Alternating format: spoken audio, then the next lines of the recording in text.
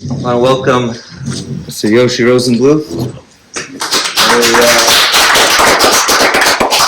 a young IDF First Sergeant, sharpshooter, medical squad commander, served in northern Gaza, Central Gaza, and I think they just called back, right, to come back next week. So 2 weeks. So Baruch Hashem, we have the opportunity to have him here today to share some different chizuk, share some stories of experience, and well. Thank you. Thank you guys for having me. Welcome. I'm going to share with you guys my story and my message, and we're going to start off. Don't be alarmed. Hang on.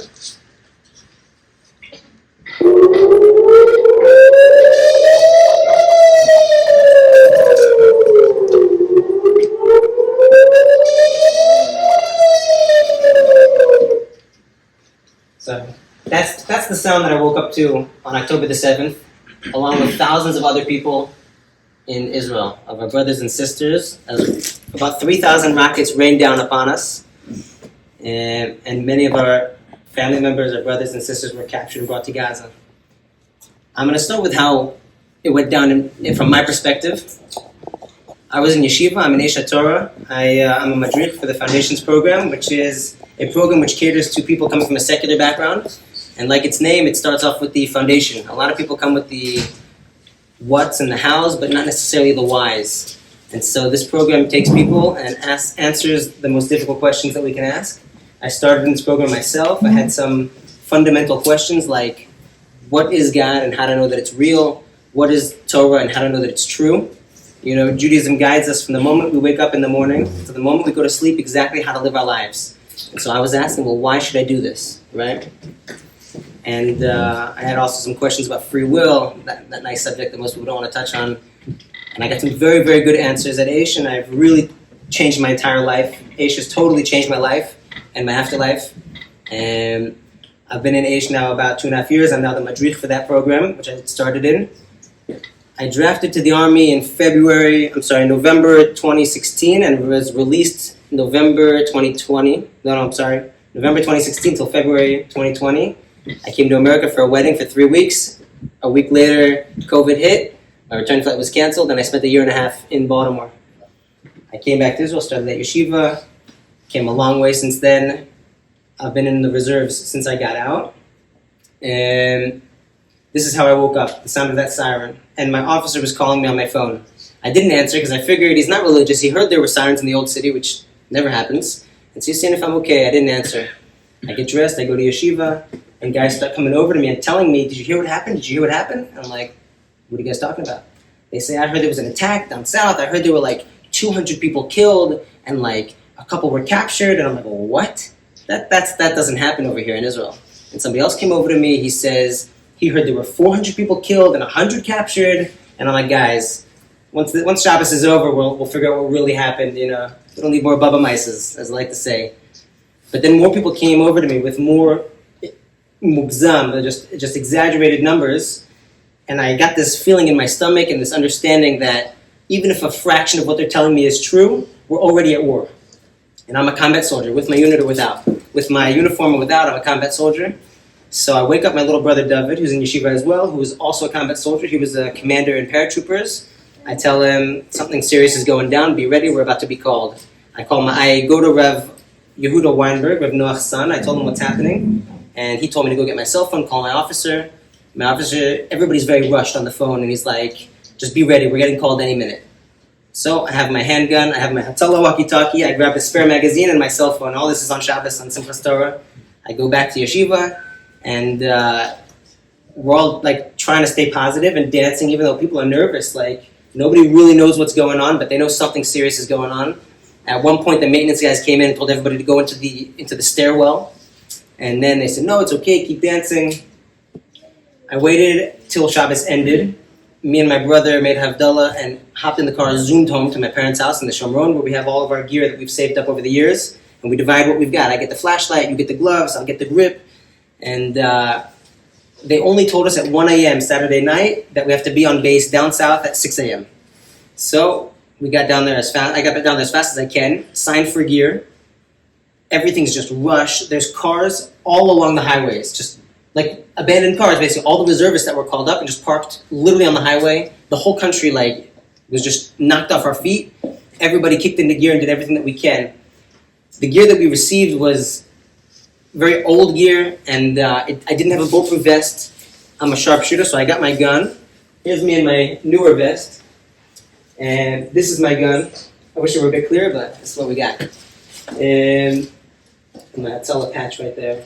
We signed for our gear. We're on a bus going down to a place called Yachini, which is one of the Yeshuvim that was attacked. And as we're driving down south, you just see destruction. There were trees on fire. The bus had to stop because there were sirens, and we see them up in the air getting shot down by the Iron Domes. And at one point we stopped the bus and hopped out and laid for cover. We get to this yeshuv called Yachini. The bus parks right outside the entrance to the base, and right when we stop the bus, there's a red alert. So we all hop off the bus. We hear the rocket land somewhere in the distance. Right across the street from the bus is a white pickup truck riddled with bullet holes and broken glass and garbage. This was a Hamas pickup truck. They had driven across the border. We walk about 100 meters. The bus drives away, and then another red alert, and a rocket fell right where the bus was, where we were a few minutes ago. So this is our first miracle, you could say. This is right in the beginning. It just started. We walk about 300 meters, and we get to this open field, and there's a bushy area, with bushes and trees. We go inside this, and this was our home now.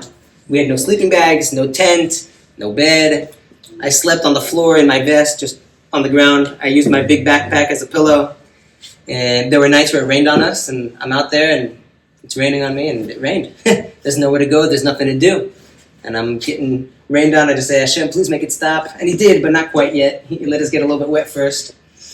And there's booms and bangs all the time. We hear gunshots in the distance. The tanks and the artillery are non-stop shooting. I'm literally watching fireworks, the Hamas rockets being shot over at us, and then the Iron Dome taking them down right in front of us. And my brother actually drove down to me to bring me something that I needed, and a rocket flew right over his car. And I'm I grabbed the stuff from him, I gave him a hug. I'm thank you, love you, get out of here. Go, I don't want you being here. And we were essentially there because there were still Hamas terrorists wandering around inside Israel. You see, Israel's wars, we don't fight inside Israel, we fight on their territory. We want to keep our civilian population safe. And here we are with our vest and our gear and a bullet in the chamber, and the street signs are all in Hebrew, and the sidewalks, the curbs are blue and white, or red and white, just like in Israel. This is Israel. This wasn't Gaza. This wasn't the north. This was inside our home. And it just didn't feel quite right, So we spent about a week over there. One of the days, we were there because in case there were terrorists wandering around, we were there to find them, basically. And they would call us every once in a while and be like, hey, we think there's people over here, and we would run out there and try to find them, And there was this one guy that I saw, he must have lived over there. He must have been 60 years old or so. And this is a war zone. The only people here are soldiers. There aren't supposed to be civilians here. And we see this guy, we're in our full gear, guns and everything, and we see this guy riding on a moped with no shirt, cigarette hanging out of his mouth with a dog on the back of the moped just driving by.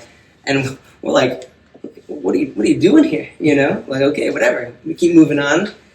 And we actually got a call from the intelligence telling us that there's a suspicious car, a gray private, and they think that it's terrorists. We go running out, we see the car driving. This was a day or two later. We see the car driving. We start shooting in the air for it to stop. Some of the guys actually shot at the car, a few bullets. The guy stops. He's like, whoa, don't shoot. And it was the guy with the cigarette and the dog. I'm what are you doing over here? So we spent the first week with rockets raining down and non-stop booms, super loud. Friday, we go to a base called Teilim, and we start training in urban warfare. And we trained all throughout Shabbos. There was no Shabbos. The entire Shabbos we were training. I was in touch on a daily basis with my rabbi, Rabbi Ettlinger, and his whole family has been an enormous support for me throughout the whole thing. He was in touch with Rabbi Berkowitz, my Rosh Yeshiva, Rabbi Yitzchak Berkowitz, who's a very, very special rabbi, has had a big, big impact on me. And he was asking shilas the whole time. Basically, they told me, try to remember that it's Shabbos. But it's sakanas nefashos all over the place. Just try to remember that it's Shabbos and do what you got to do. We trained the whole of Shabbos. The plan was we were supposed to go into Gaza right away, basically. Last minute, it got changed. War is total chaos. Nothing is certain. The only thing certain is that nothing is certain. So, last minute, instead of going into Gaza, they sent us to a base called Yiftach, which is on the northern Gaza border. It's about 800 meters, perhaps, from the border. There were 2 dead terrorists outside of the base that were killed during the attack, and they just hadn't gotten to them to deal with the bodies yet. 3 soldiers were killed on the base, including a female soldier. One of the missions that we had done while we were there, we went and searched. We swept this huge area, trying to at least find her body. We haven't found her yet. And the base has holes in the fence. 2 of the paragliders landed in the base, and they were killed right away, thank God. We were there guarding 3 hours on, 3 hours off, 4 hours on, 4 hours off, whatever it was. It was very difficult. You don't sleep well. We had constant, there's 2 alarms. There's purple rain and red alert. Purple rain means that there's a bomb or a rocket flying over you and can get shot down on top of you. And red alert means it's landing in your vicinity. We're running the shelter 50 times a day. At a certain point, you kind of get desensitized. And I would be at the beginning, we would go, when we first got to this base, we were all running to the shelter. And the people that were at the base were kind of laughing at us because we're the new people. And then after a few hours, we just kind of stopped running. I'd be sitting on the floor. They had synthetic grass, and that was a huge improvement from the ground that I was sleeping on beforehand. We actually got sleeping bags and synthetic grass, and I was this is nice, And I'd be sitting against my backpack next to my friend talking. We hear a siren, which kind of lean over and then sit back up. But we had to end up reminding each other that we have to take it seriously. You can't just get lazy. And one of the days on this base, we hear a siren, and it says, Chadirat mechablim lemotzav. Chadirat mechablim lemotzav. That means terrorists have infiltrated the base. I had just finished guarding about 3 hours. At this point, I had raised money and bought a vest, which we just saw over here. And there's bulletproof plates inside there that a friend of mine had sent me, and everybody's just trying to get whatever they can. It was bad. We were nervous. I had actually, before I got this vest, I had done missions. I crossed over the border and came back, but without a bulletproof vest. This is very difficult. And so we get the alert that there are terrorists in the base. We all have cocker guns. I have my handgun on my leg, and we're 360 guarding ourselves, and the base is full of different units. The biggest danger in the army is what we call dutz, which is friendly fire. My unit was responsible for the security of this base, so we had to go and sweep the entire base when there's supposed to be terrorists in there, and everywhere we walk, there's soldiers behind some kind of a cover, bullet in the chamber, just ready to shoot, and the terrorists wear IDF uniforms often.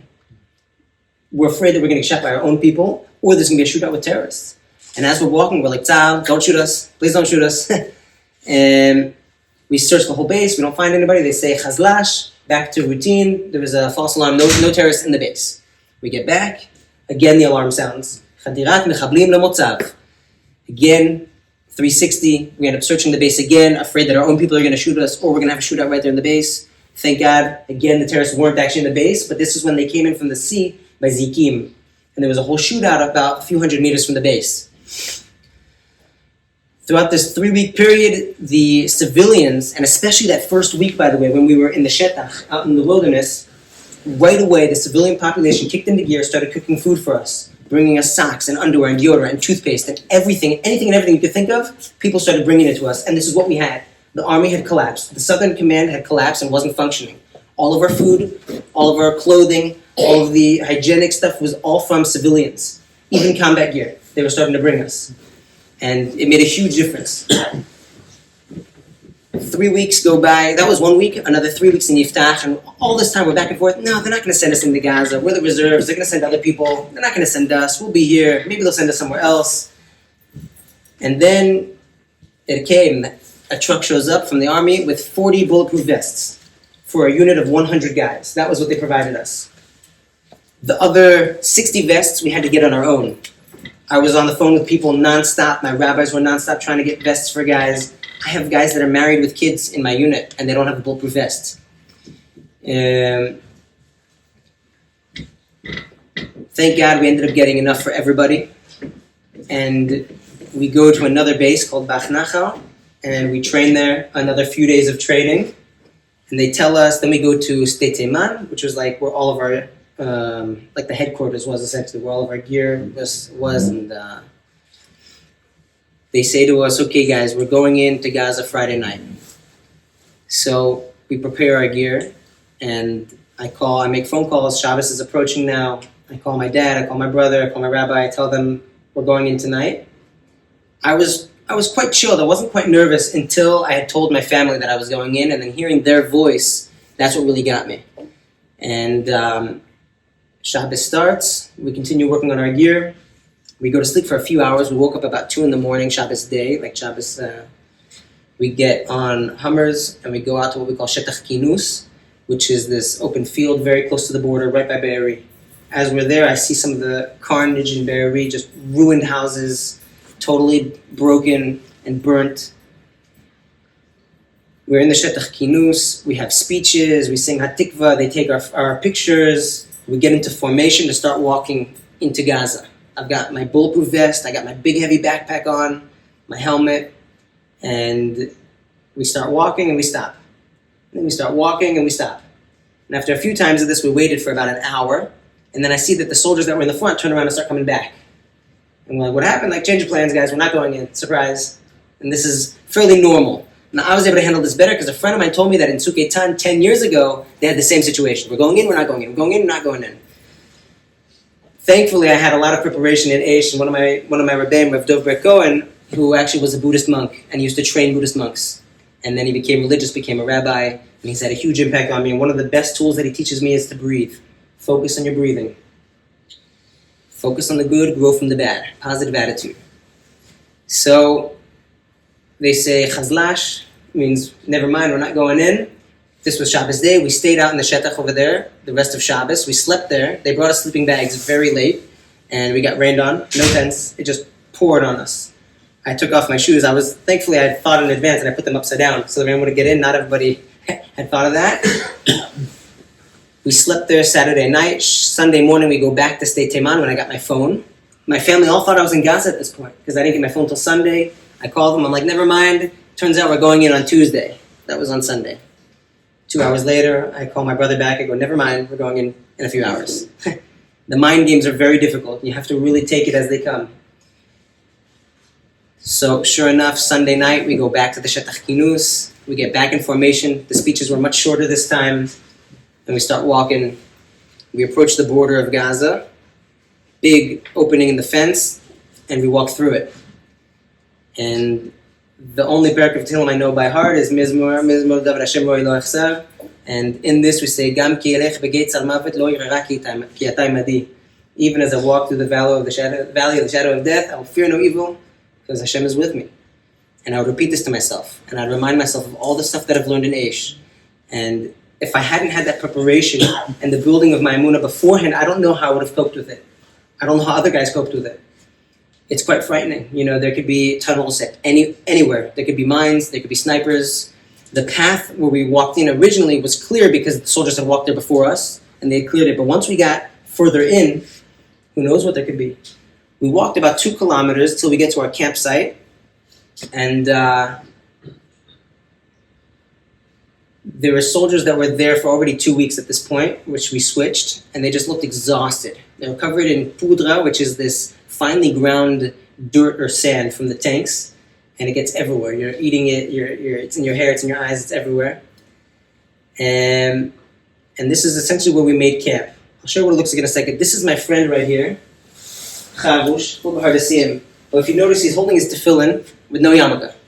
To understand now what the situation looks like, even for the not religious over there, they're starting to daven. Chavush, I just spoke to him today on the phone. His wife's family was captured and brought to Gaza. 3 women and 1 man. And he told me this when we were in Iftach, and I'm like, how are you doing? He's like, I'm okay, I'm here. Like, at least he's in the army, he's doing everything he can. I'm like, how's your wife? He's like, oh, she's a mess. Total, man, I can't even imagine. Throughout this whole thing, it's like difficult to find the balance of thinking about the people that are captives in their family and not thinking about them, because I have a hard time functioning when I think about it. You know?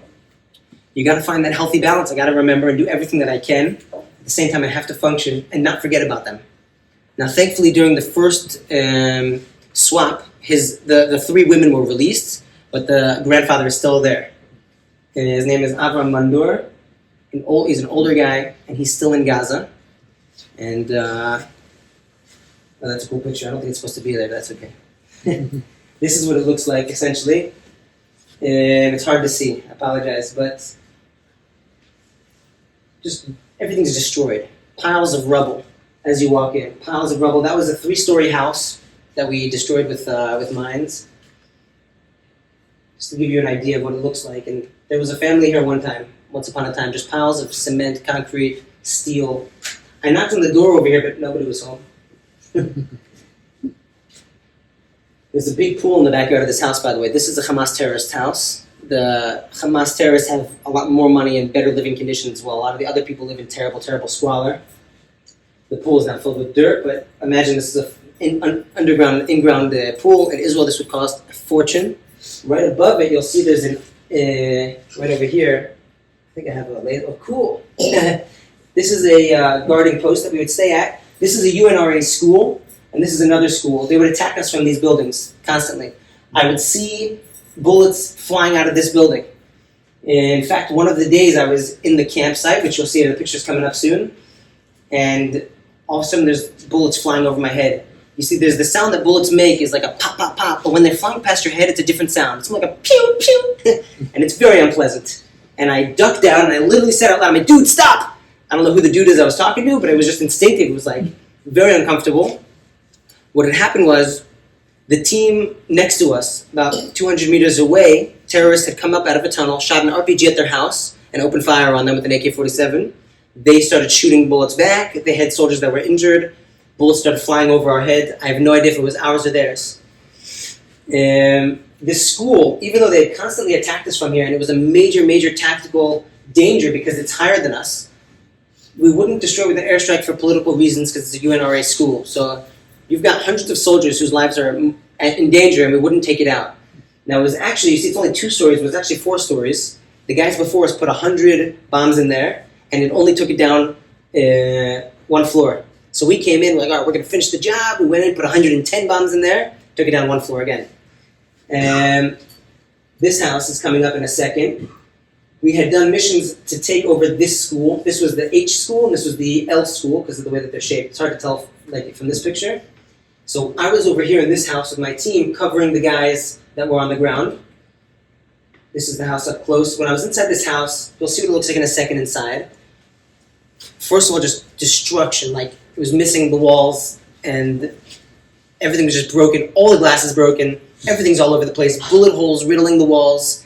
We had found a photo album in the house, and we're actually sitting there. The guys are guarding from the window, and we swap. So the guys that are relaxing are looking at the photo album, and it was like the woman's wedding album, and she did not look happy. But as I'm going through this photo album, and I'm looking in the house, there's tools, there's toys, there's a dollhouse in the corner. It was colorful. It looked like a loving family's house. And we were actually feeling a little bit uncomfortable being there, and we were just hoping to find something that ties them to terrorists. And sure enough, we found the family picture with the Hamas flag and a picture of Arafat hanging. So we're like, okay, no problem. This is what it looked like on the inside. There's just everything is all over the place. This is me davening mincha right in the middle of this mission. The sun starts going down. I said to my friend, I'm like, all right, cover me. And right there in the kitchen of this house, I started davening mincha.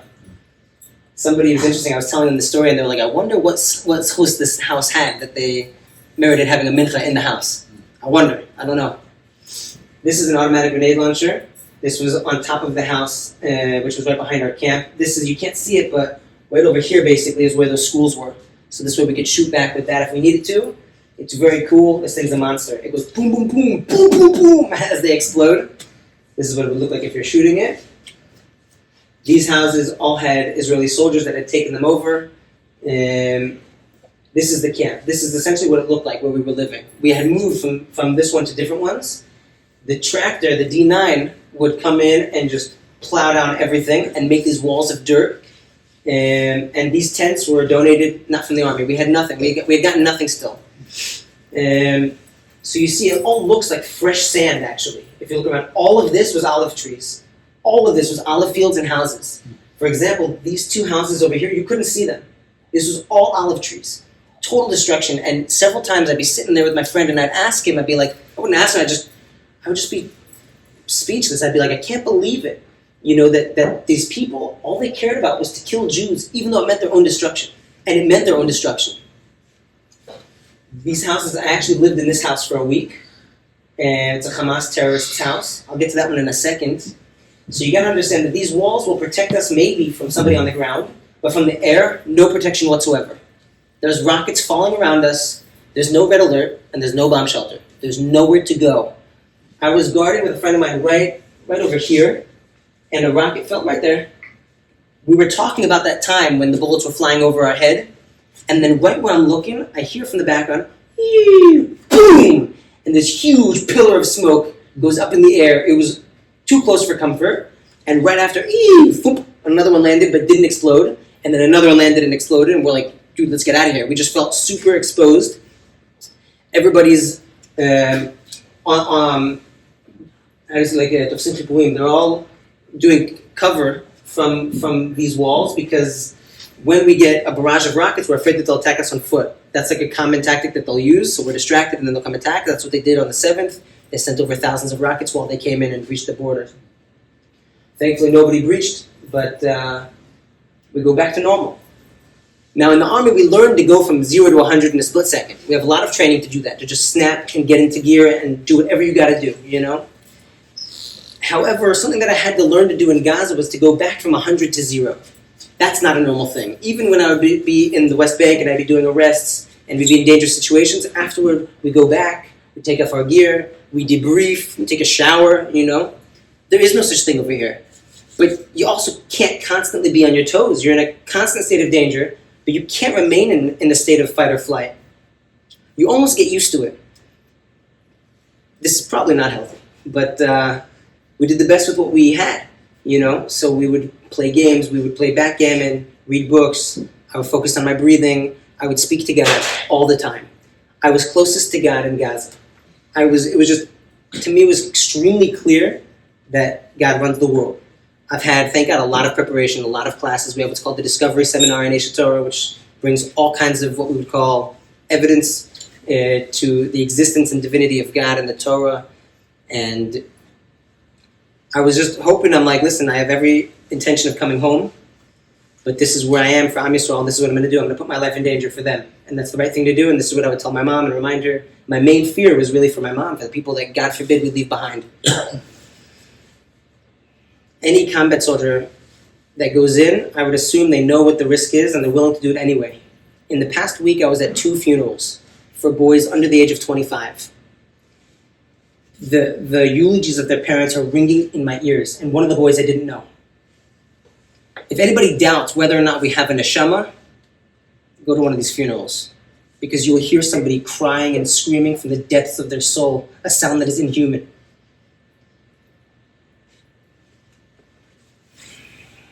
So I'm remembering it. But the dogs in Gaza, very interesting. I thought they would be very aggressive and they were very friendly. It was like they were dying for some love. And I'm quite certain that God sent us these dogs. They would stay next to us all the time. Whenever we would go from one camp to another, they would walk with us. When I would guard at nighttime, I have a night vision scope, but I can't look at it all the time. The dog would sit by our feet, and it would pipe up, start barking. We'd know to look in our scope. Usually it was another dog. There was a cat that would come and just sit on our lap as we're guarding. And this is just an enormous comfort. It kind of sounds gross, but we hadn't showered in just as long as the cat hadn't showered, I was in Gaza for 3 weeks at this point. I was in there for a month, but 3 weeks straight, no showers. And I'm not going to tell you guys how many times I changed my socks. But this is the conditions that we were living in. This is what we would do for fun. They created this game, absolutely genius. It's like ping pong, but with a soccer ball that we found over there. These little radios. I took a picture of this. By the way, all these pictures I took with a 10 megapixel digital camera that I got from my bar mitzvah. And I'm really glad that I did. I just wanted memories. I didn't know that I'd be coming out here speaking.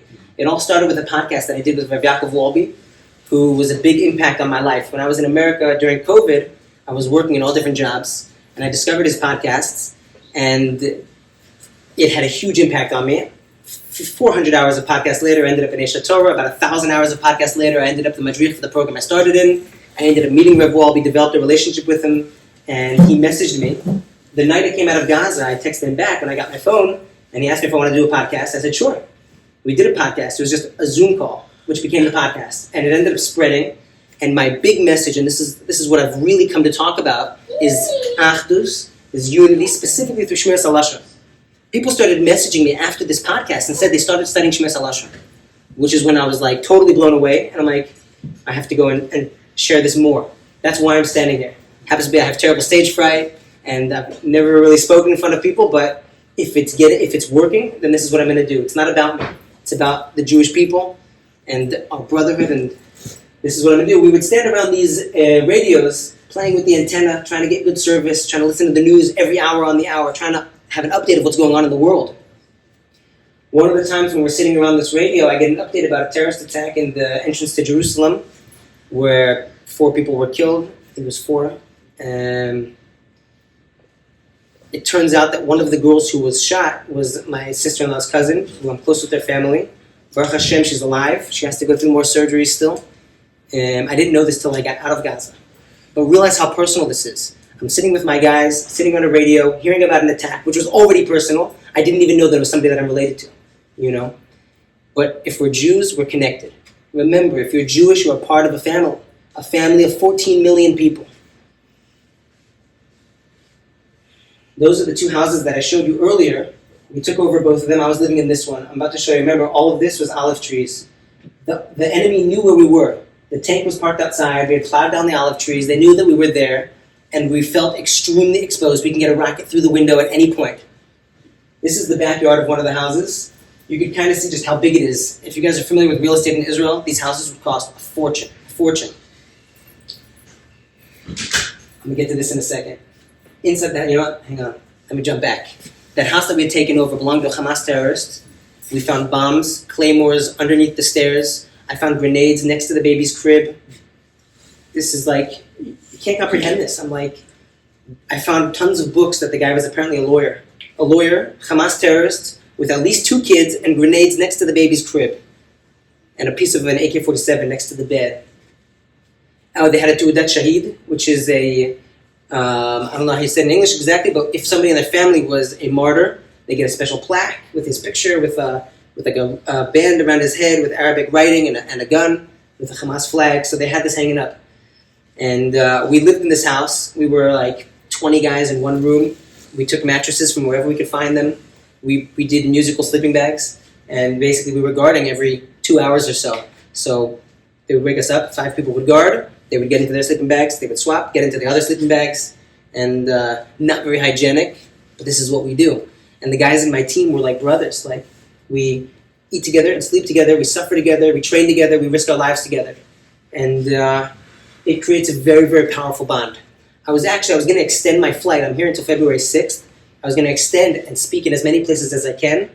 I was called back to the army. I got another Tzav Shmone. I have to go February 11th up north to Lebanon, which is, well, it's a bit scary, I'll be honest. And I'm going to do it. It doesn't matter how scary it is or how dangerous it is. It's going to be wet and cold, but we're going to go. We're going to do it together, and we will win. Over here, what's right behind me is a Hamas weapons factory that was producing rockets that were being shot at Israel. It produced thousands of rockets. What I'm holding is explosive material. Right here, it's hard to see, but those are anti-tank mines. This is what it would look like on the inside. Huge machinery. All of these things, a bit hard to see. All of these were rockets. They were all going to be rockets. All of the holes here, all bullet holes. These are just huge machinery. This is the bomb that I placed. I signed my name on it, but you can't really tell. I used parts of the rockets, actually, to strengthen the bombs, just to make the bomb more effective. Give you an idea. Ooh, hang on, I got ahead of myself. This factory, this was a really significant mission, not just because of the factory that we blew up, but we went in there, we took it over, we placed all these bombs, and then half of my team was sent to a house about 100, 200 meters away, and we had to wait. Now, where this factory was right by the population, was right by the Gazans. It wasn't the part that was evacuated. There were civilians, there were tall buildings. This area had not been conquered yet. Very, very, very dangerous, and we wanted to get in and get out as fast as possible, and hopefully do it without anybody getting hurt. We get a call that they had found a body, and they were afraid that it may have been one of the captives. So we're going to wait till we can figure it out. And so I'm with half of my team in this house. As a general rule, we don't use the door. We'll blow a hole in the wall because the door could be booby-trapped. We'll blow a hole in the wall, and that's where we go in from. So we go in from the wall. A different team had already blown up the wall. They were there, a different team. And right when you walk in, there's a door to the right. I was in that room, and I was feeding one of the dogs tuna. And then all of a sudden, I hear this big commotion going on, and I walk out of the room. I look out of the room, and there's a guy on the floor bleeding. And one of my friends, Danach, who's one of my really good friends, and he's my sergeant, he grabs me, pulls me into the other room, where the rest of my guys are all back-to-back. We're all like 360, and turns out there was a sniper who had shot that guy maybe 10 feet from me. He was really close to me. Baruch Hashem, he's okay. It got him in the arm. But you just feel extremely exposed. There's tall buildings around. This house is not armored in any way. A rocket can go right through this house, a sniper, and we're all just waiting for somebody else to start screaming. We're not sure which building the sniper is even in, but we know that he's there. They tell us, okay, you guys now have to run to this other location. I don't know why. So this guy was just shot. They put a tourniquet on him, put him on the stretcher. Everybody's on the walkie-talkies. Everybody's trying to get cover. And they tell us, okay, you guys now have to run out of that hole in the wall where he was just shot from, across what we call Shetach Hashmada, which is the kill zone, because it's just open field with tall buildings. When we know there's a sniper, this is where we have to go. I'm like, okay. Me and my friend Levi says to me, you want to go first or me? I'm like, whatever you want, bro, I'm with you. The person who goes first might get shot, but the person who goes second might get shot in the back as they're running. It's a lose-lose situation. Levi goes first, I go second. Now we're reservists. We put on some weight. We're not in as good shape as we were back in the day. We don't usually run, but we ran. He tells us there's a sniper behind us, and we went as fast as we could. I said, right before I walk out of this hole in the wall, I said out loud, I said, Hashem, please protect me. And I didn't hesitate. I walked right out and started running. And as we're running, you don't look back. You're just waiting to get shot in the back. We're waiting for the bullet to come.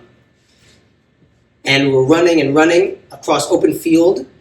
And we were just so focused on running and trying not to get shot that we ran right past where we were supposed to turn. And I see a whole group of soldiers like waving to us, no. So I grab Levi. He swings around, like pulling into the corner where we were supposed to take cover. The soldier who was injured was evacuated. We moved back. We blew up this factory. Boom! This huge explosion. Thank God everybody else was okay. Like I said, I was closest to God when I was in Gaza. My life was in danger all the time. There's a video, I have it on my laptop. It's not part of the slide, but there was a video you may have seen that Hamas recorded when they dug right underneath the soldiers' camp and stuck a little camera up.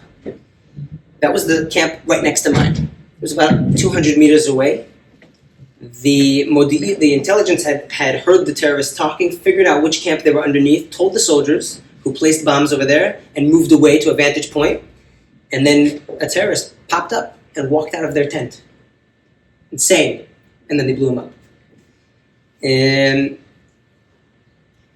this is essentially my experience in Gaza, with a lot of details, put aside. I don't have enough time to say everything, but we left Gaza for the first time 3 weeks after we got there, which was a crazy story. It was Friday. We left like 10 minutes before Shabbos. We got hetters from the Rebbeim, and my dad actually was driving a bus for the army, and he was all day, all night driving, all Shabbos driving, and he actually picked us up. We drove home. We got home Friday night. My family was waiting for us for dinner.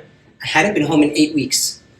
In 5 weeks I hadn't been home, and during 8 weeks, this is 8 weeks in, I had been home one time. Doing my mandatory service, there was no such thing as that.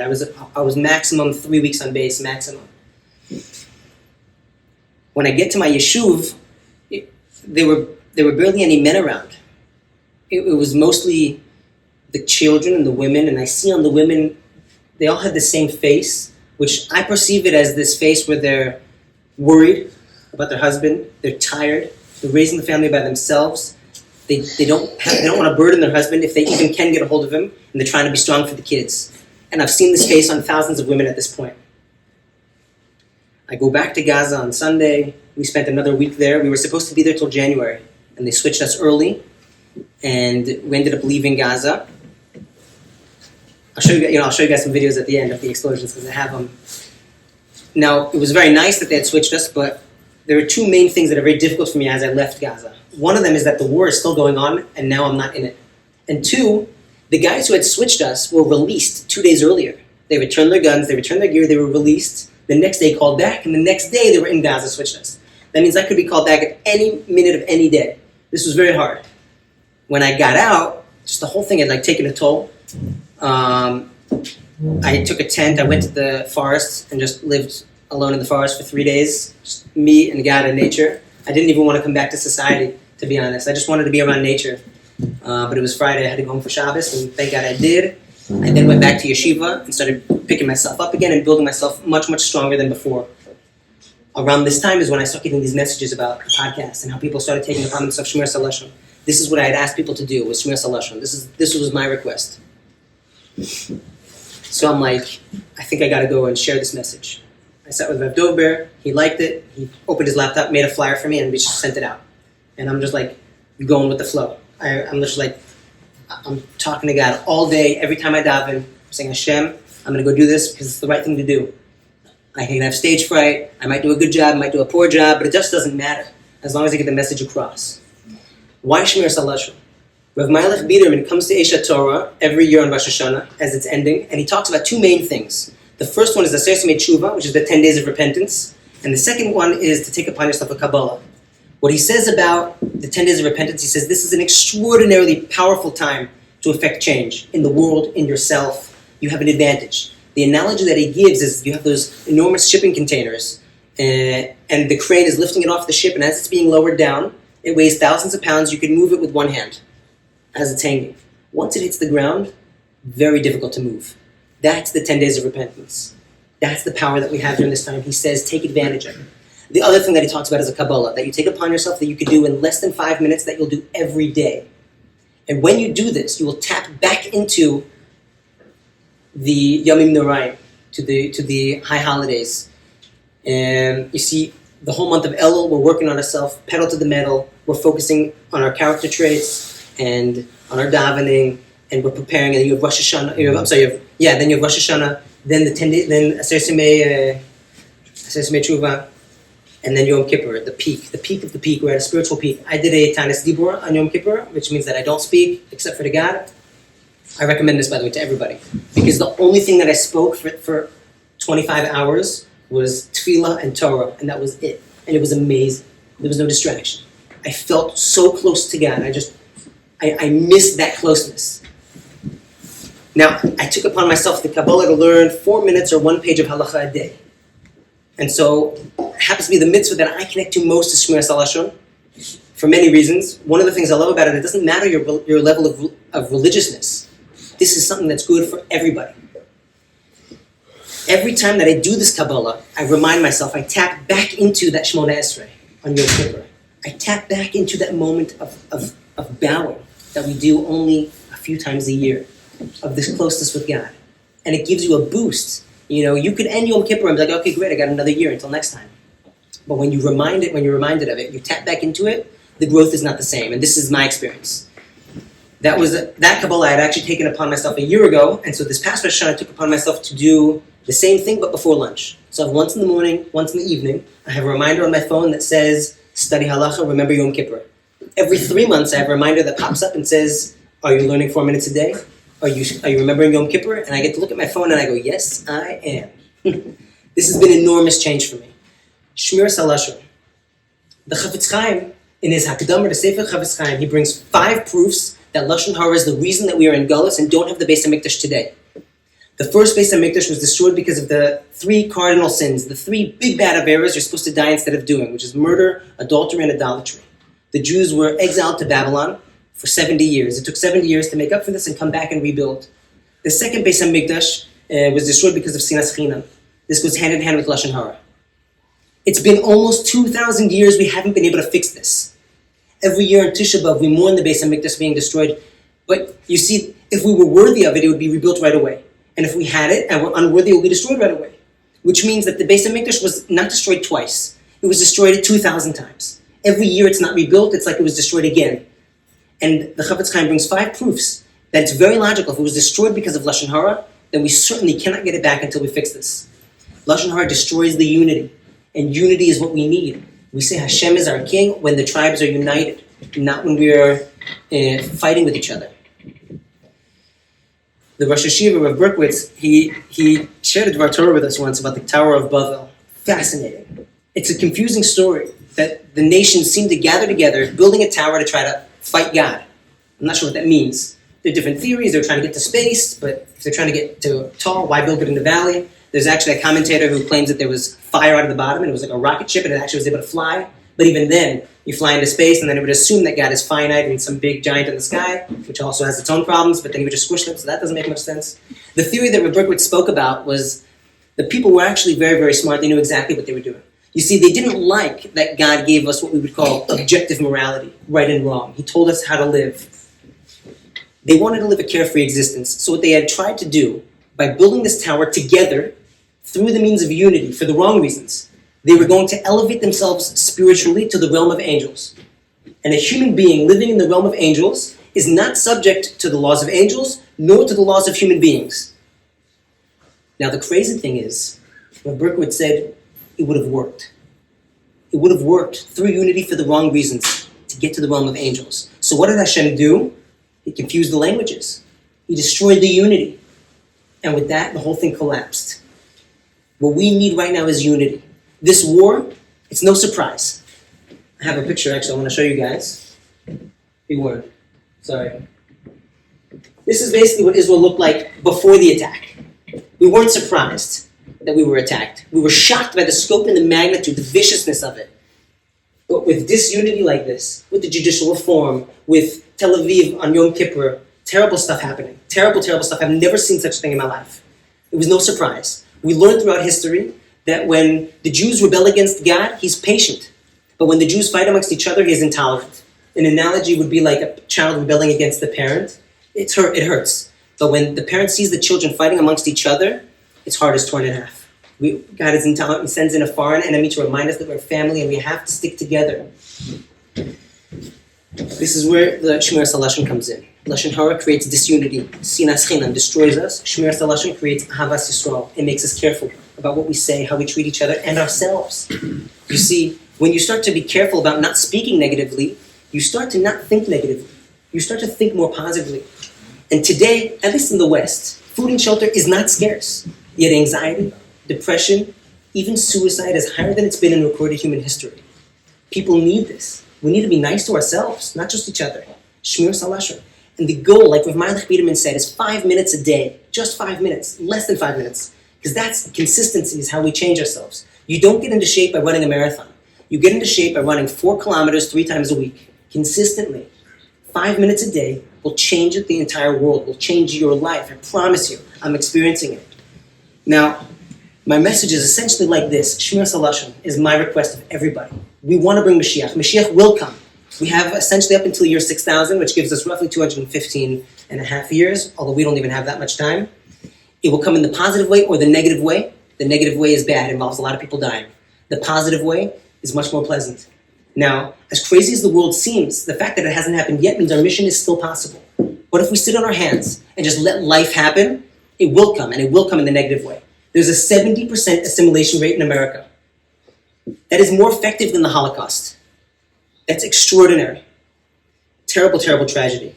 We must stand up and use the tools that Hashem gives us. Hashem gave every single one of us a mission in life. And he gave every one of us the tools that we need to complete our mission. We are not compared to other people. We're compared only to our own potential. Pick up the tools that you have. I put down my gun. It happens to be I'm a juggler, which is where these come in. I put down my gun. I got involved in an organization. I picked up my juggling clubs and I started juggling for kids whose fathers are in the army. This is about 100 kids or so. They have barely seen their fathers in 3 months. The wives are collapsing underneath this burden of raising the kids by themselves. I have videos from women that sent to this organization called Go Bidud or Go Chesed, which is supporting the wives and children. They're sending meals to over 850 families. I have a woman sent a video to us. She has 5 kids. She said she was collapsing basically. She couldn't handle the burden anymore.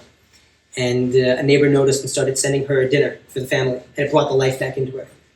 So this is what we're doing. Everybody picks up the weapons or the tools that they have. It seems people underestimate their own value, particularly in regards to the war. If you don't carry a gun and walk into Gaza, you're not relevant. This is not true. Everybody has their tools. I picked up my gun, I put it down, I picked up my gloves. I put those down, I came here and I picked up a remote thing. Whatever we can do. Shmiras lashon is what everybody can do. My message, guys, through unity, particularly through Shmiras lashon, we will bring Mashiach in the positive way and see the rebuilding of the Beis HaMikdash. B'mher b'meinu, amen. Amen. Thank you.